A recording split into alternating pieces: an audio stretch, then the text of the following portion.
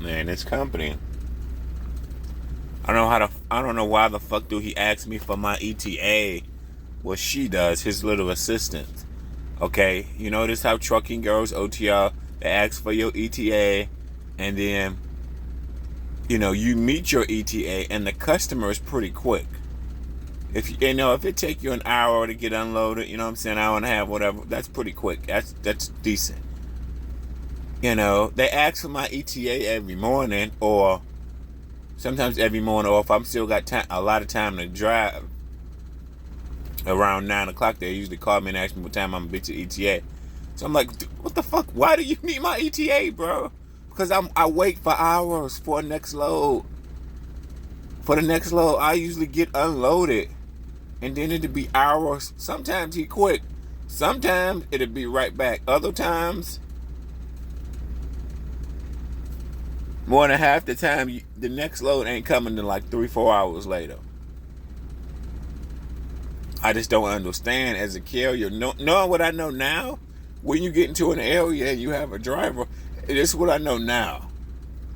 From YouTube and being out here, a lot of carriers, a lot of warehouses closed. They stopped taking drivers at 2 o'clock or 4 o'clock, or like in between 2 and 5. So really, you want to be headed to your next load by 12 if you can. Because the warehouse may be an hour or 2 hours away, and they may stop taking people.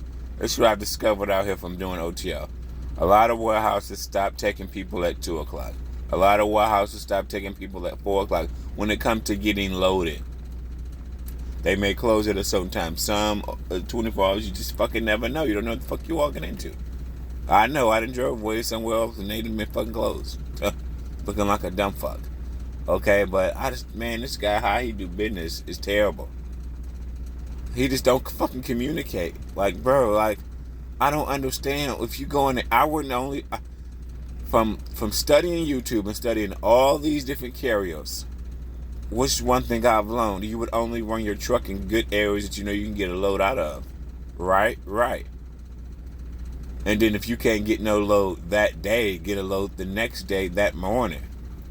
Motherfucker, I'm pretty sure since he's been doing it for so long and he's a small carrier, he only have like 20 trucks. You're probably friends with the bigger brokers, right? The brokers the bigger brokerages. They got loads everywhere, every fucking where. And they'll let you pre-book. I'm sure they'll let you pre-book. Or once you got a trailer empty, they'll let you, Cause shit, used to download about 4 or 5 different fucking apps sometimes, or different brokers, tracking apps. I should just say that. Motherfucker, then he don't communicate. I went to Walmart rushing, took an Uber to Walmart. Okay, I could have stayed at Walmart even. I thought he was gonna text me with a load. I'm sitting there. He ain't never text me with a load. I got done. What time did I get done? This is it. I got unloaded.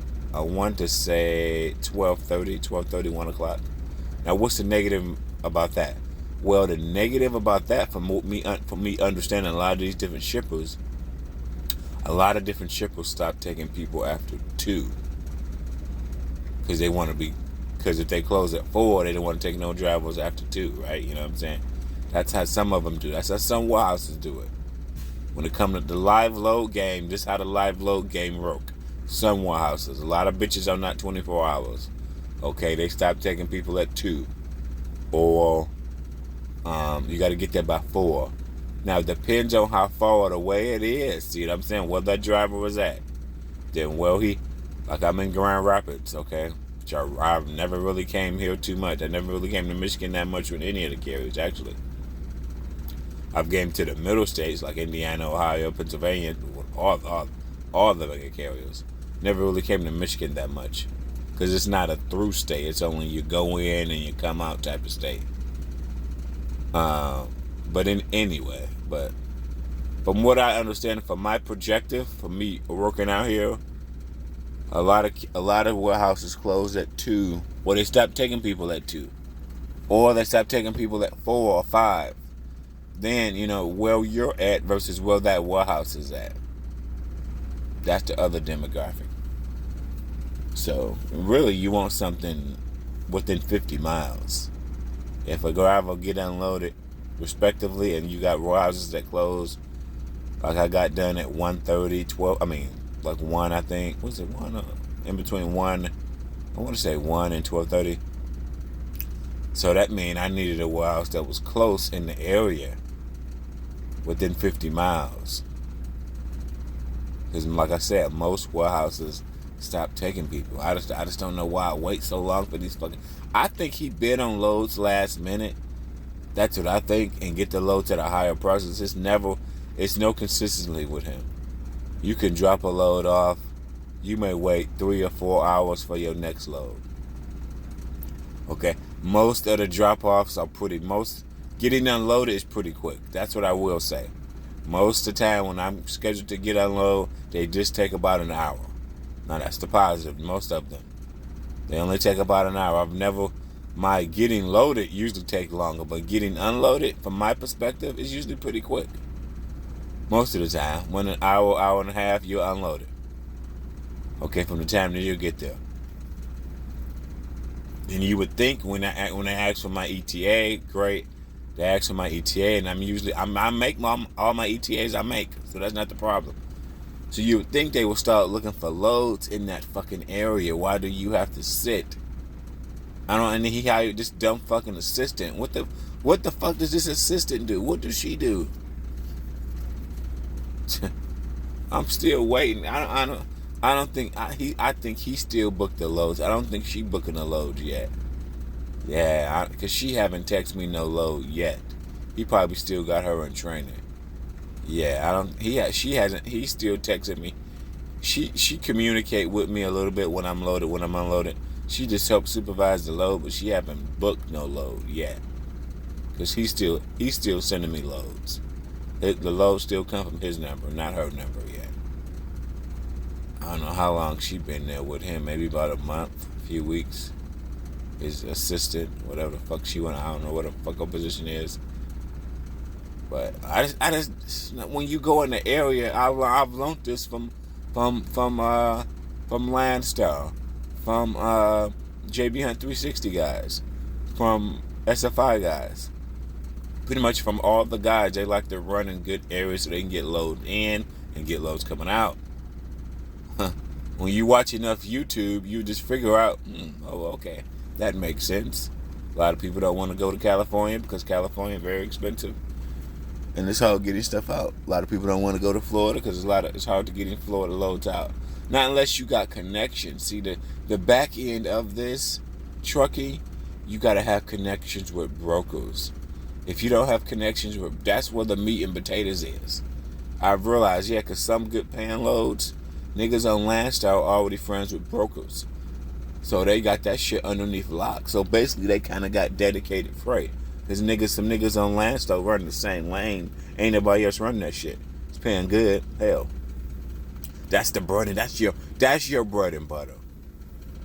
That's your bread and butter. Once you it's trucking has so many variables and so many fucking connections you gotta have. Like we all know, like JB Hunt and Swift, they got connections because they got all these dedicated accounts or whatever, so they friends with a lot of shit. But on the other hand, like when I was listening to one Landstar guy, he said, man, if you gonna get friends with the brokers, and it was another small carrier who deal with brokers too, said, man, if you don't get friends with the brokers make or break you. That makes sense now. Because what do they have? They got the fucking good paying loads, bro. And then they probably got the consistent lane. If they steadily throw you that lane, you deliver that lane non-stop. Like the same lane, the same type of warehouse. Whoop-de-whoop. Pay good. Shit.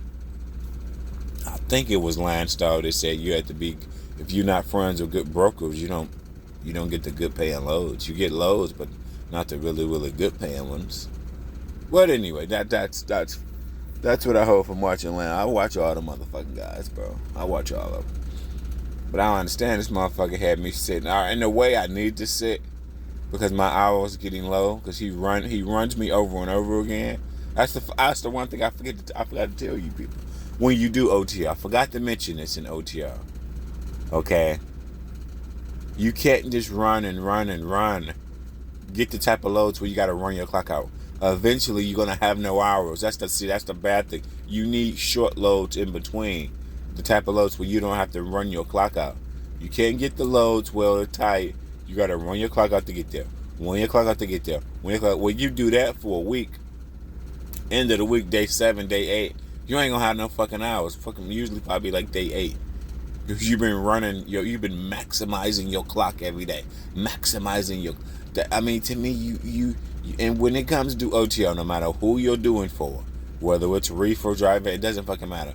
You need long loads, but you need short loads too. You need long, or you're gonna wake up one day and not gonna have no hours. That's just how it is. Trucking, the hours of service, hours of clock of service is not built for you to maximize your hours of service every fucking day. You are gonna wake up and not have no hours. I've had to call these Chicago-based companies. I'm like, hey nigga, I don't got no fucking hours. You ran the fuck out of me. I don't even give me no short loads, you motherfucker. and like I said, I haven't been driving for years. I just know that. You can't give niggas the type of loads that's tight and they gotta run their clock up. He needs short loads. He or she needs short loads. Type of loads where they don't have to max out their clock. Great.